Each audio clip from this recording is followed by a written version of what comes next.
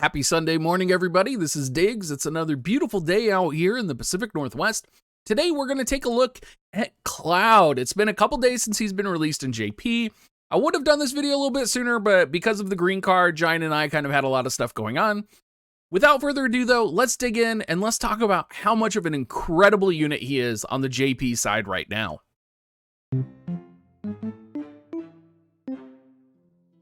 So there is so many good things about Cloud that it's hard to pick like one thing. I think he's going to be probably one of the most important characters in the game, and let me talk about why. He comes with Soldier main job, Ranger secondary job, and Nightblade for his third job. His TMR, not that interesting. It's called the Soldier Shoulder Rest. 477 HP, 8 defense, 8 spirit, 10 critical avoid. Definitely a good defensive piece of gear. It decreases AP consumption 25 for 3 turns for self. That would be really great, except that he already has kind of really powerful AP generation / mitigation already in his kit, which we're going to talk about here in just a second. His resistances offer 15% to slash, 5% to pierce, 15% to missile, with a 10% weakness to magic. Now, he is 10% weak to earth, which that doesn't really matter because there's no strong earth units.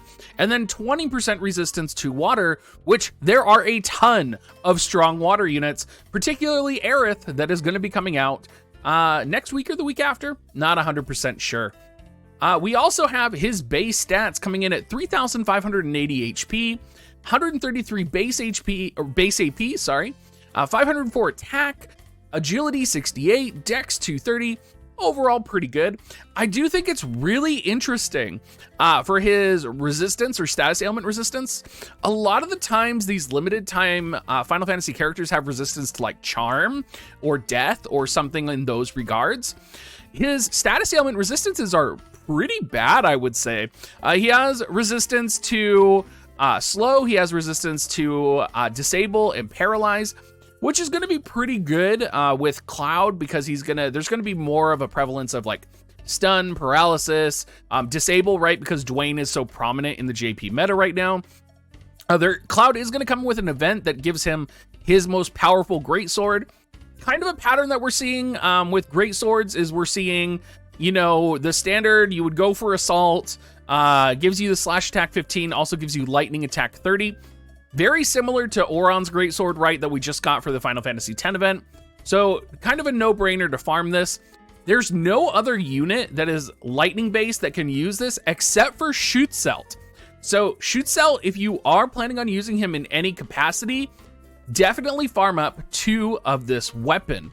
Now, the Shootcelt overlap with Cloud is pretty interesting. And, you know, they do kind of have like Lightning Greatsword Wielder with Ranger Sub kind of dominating their similarities. Other than that, though, the similarities kind of end there. Let's talk about support abilities. Let's talk about counters and his limit break. So his primary kit is going to be former soldier class first class, HP 12%, defense penetration 60, decreases evasion rate 10 for self. I think most people are going to be pulling and putting this on him. The second one I think is going to be put on is his movement 1 attack 24%. Movement, really powerful. You're going to need it. And a lot of his other parts or the other parts of his kit don't really benefit him unless you're either doing missile attack or going for a raw attack build. For example, Hunter's Knowledge is kind of range +1, accuracy +25. Concentration decreases attack skill activation time, increases missile attack. Secret of the Blade you might be setting for attack +30%. You could do that. I could see a world as well where maybe you do go for a missile attack build for Cloud. I know that sounds really wonky, but he does get access to Barrage. His sword already gives him +30 lightning attack, and Frederica's Dream is a little bit more dominant in the global world. So I could see a world where he is run with his Ranger Sub pretty well.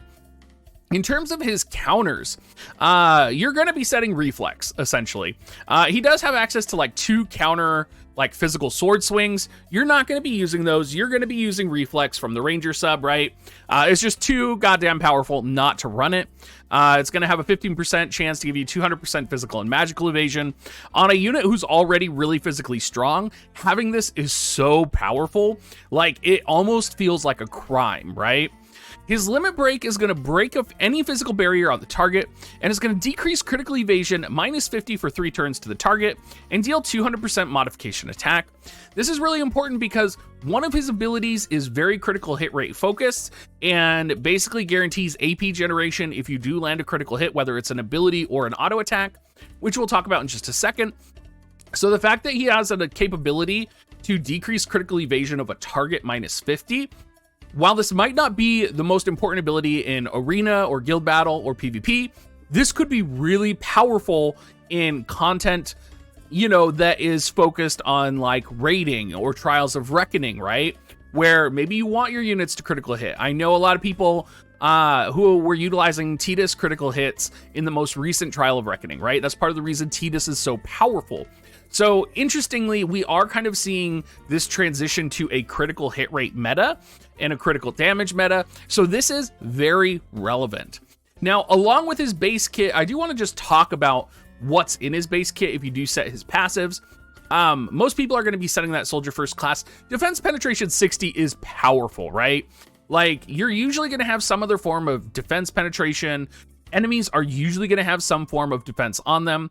The fact that it's 60% defense penetration is extremely high. It also gives HP for survivability. It's going to be incredible, right? He also has a base critical hit rate of +20, which we will kind of get into here when we talk about the buffs and other abilities that he has. So let's talk about his primary kit. He has access to Braver, which decreases slash resistance 25%. This is his like bread and butter technique. This is incredibly powerful, right? Like the fact that you can decrease slash resistance on his base attack is like, it's very reminiscent of Sid, who could crush armor, right? And how powerful that was to lower defense on an opponent. It's very reminiscent of that. And you know, we're going to be running Cloud with Sid. Sid EX is going to be coming. I just see this pairing really well with the two of them. Brave mode, increase critical hit rate 20, increase area resistance 25 for 3 turns to self, and decreases evasion 20. Area resistance 25, very powerful. Critical hit rate +20, not bad as well. Again, that's going to help kind of complement his critical hit rate. If you do have his limit break, you're basically going to be able to guaranteed land a critical hit if you are using like Mega Slash or Rapid Chain. Which, let's talk about Rapid Chain, because with Rapid Chain, your critical hit rate doesn't really matter, because when it's fully upgraded, it does have a guaranteed chance to critical hit. So Rapid Chain is his 3-hit ability. It is a cross-shaped attack, and the upgraded form, it is only 16 AP. This is important. We'll talk about why in a second. It is a 3-hit attack with a 100% hit chance and critical hit rate 99.9. Why is the fact that it's 16 AP important? Well, let's talk about his other ability here, which is going to be Soldier's Pride, right beneath it. So it's going to increase attack 40% for 3 turns to allies, and it's going to restore AP 5 to 10 times when performing a critical hit for himself or for his allies. So if you have this ability maxed out, whenever your unit gets a critical hit that has this buff on them, they are going to get 10 AP back. Now, if you can guarantee that you're going to land a critical hit, that means this ability costs 6 AP in total, right? So you're going to be able to use this non-stop. Now, if you imagine other units who have low AP attacks that are going to be getting 10 AP back, or if you imagine complementing this with units who are utilizing Ziza's Bells or any other type of AP generation or AP buffing power, this is going to be one of the most, or arguably the most powerful ability in the game that is both focused on increasing 40% attack, which 40% attack is a significant attack buff, and it's going to restore AP for units when they land a critical hit. So this is going to be that birth, right, of the critical hit rate meta, and this is going to be really cool and really powerful, and I can't wait to use it and experiment with it. In addition to all of this, like, these are the abilities that I'm excited for, right? These are the abilities that are going to make his kit. He does have other things in his kit that are situational but very powerful. He has Slash, which is going to have a 25% chance to inflict Paralyze, 80%, which does upgrade to Slashing Break, which is a 25% chance to inflict Paralyze again, but it's a 240% modifier attack. Imagine Paralyzing Blade, but it was a 240% modifier attack. That's how crazy powerful this is. Then you have Mega Slash, which is a 2-hit area around him attack with a critical hit rate of 35% additional, right? So if you consider that you have like maybe Brave Mode buffed, or maybe you just have base critical hit rate, right? That's going to be his plus 55 if you are, you know, adding in the critical chance 35. That's without any other source of critical hit rate, right? It's gonna deal some damage. I mean, overall, like, his primary kit, Cloud is just a beast, and he's incredible. I love him. I'm psyched for him. I cannot wait.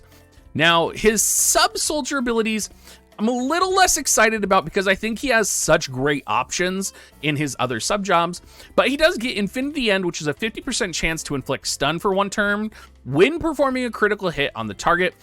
I do think this could be really powerful, right? Especially in PvP, especially in guild battle. I think this could be really important, really good. He also has Break, which is a typeless attack, right? It's just lightning, and it has a 25% chance to inflict blind. I don't think people are going to be using this. It is a conal damage attack, though, so maybe, but I don't see this being used very much at all, particularly with the fact that he has abilities that lower his evasion so much. I just don't see it really happening with his kit. Now, taking a look at some of his other sub jobs, right? Let's take a look at Ranger first. Ranger, of course, is going to have Sharpshoot, which is a 100% hit, high range attack. Not that big of a deal because his 3-hit critical hit rate attack does have high range. It is a cross-shaped attack. A Sharpshoot is going to help attack or land hits on units that maybe have a really high range height from you. And there are a couple maps coming from JP that are going to have really high range height that you can take advantage of. Be Vigilant, going to increase evasion, not really that useful. I think the most useful ability here is actually Barrage. It's the combination of Sharpshoot, it's the combination of Barrage, right? And it's the combination and factors that lightning units historically are really good ranged attacks with Frederica. You also have Frederica 120 in JP, which will be coming to global soon, which is a very powerful unit. I know a lot of you guys were upset that I didn't mention Frederica 120 in my 9S video. Again, she's a very relevant ranged attacking unit that can partner with Cloud. Cloud already has 30 lightning attack from his greatsword, right? So you have to consider he is going to be really powerful. Also, Espers do play a factor here because you could have the Coriol Esper on Cloud, which does give missile attack and lightning attack up. So that is another factor where you could actually boost his missile attack really strong. Not that that's what you want to do, but if you're in a situation where maybe you want to run a ranged lightning build, you could totally do that. Sub Nightblade is what I think we're going to see a lot of. I do like Concentration, which is going to give slash attack 40, defense penetration 20, right? Gonna give him that more defense penetration, give him slash attack 40, which is really good. You could also have like pierce resistance 25%, missile resistance 25%. There's a lot going here. Again, though, I mean, it's kind of like trading things off. Honestly, I think Sub Ranger is the best because it's going to give you an alternate form. Yeah, maybe that's what I'm going to go with. I don't think Sub Nightblade is going to be the best. I think Sub Ranger is going to be the best because you have that access to a buffed alternative form of attack that may do more damage if your opponent has a significant amount of slash resistance. Let's talk about Espers and Vision cards. Of course, Odin 3-star, always going to be powerful. Coral is going to be amazing. Coral has access to both lightning attack and missile attack up, so could be very good. Fenrir 3-star actually also came out with Cloud, and the amount of slash attack up that Fenrir has is ridiculous. So you could actually go a Fenrir build on Cloud as well. In terms of Vision cards, I see Cloud pairing really well with wind units, right? Putting the Exorcist VC on him, you know, with critical hit rate plus 25 from the Exorcist VC. This is going to work really well with like Tifa, with 2B. any other wind unit that has kind of a higher critical hit rate. You could even throw like Lucia in there, right? And you could run like a critical hit ranged attack composition. There's just a lot you could do with it. And I think kind of the wind and lightning element composition kind of supports each other really well. And I think we might be seeing some of that. The Coral VC, of course, is going to give lightning attack 20, gives agility on the individual unit that it's on. It is an MR VC, but I do think we'll see some play. Frederica's Dream, of course, the difference in Global versus JP is we do have access to Frederica's Dream all the time. So a lot of people have this VC maxed out. The individual effect gives lightning attack up on the unit. So you could stick Frederica's Dream on Cloud and get that lightning attack up as well as that missile attack up for him and the rest of the party, particularly if you're running Frederica. And then, of course, you have a Guion, which is going to give slash attack accuracy up. And for other lightning units, it's going to give HP 25%.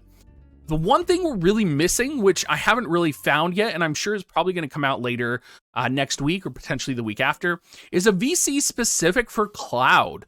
The VC that was released is definitely specific for Tifa. I'm wondering if maybe there's going to be like a week gap between Aerith and Cloud and Barrett and Tifa, and if maybe we're going to get another VC that specifically supports Cloud.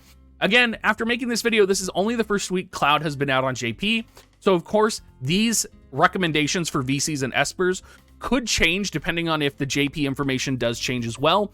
So make sure you stay aware, follow my channel, and I'll be sure to give you guys all the updates that you are wanting.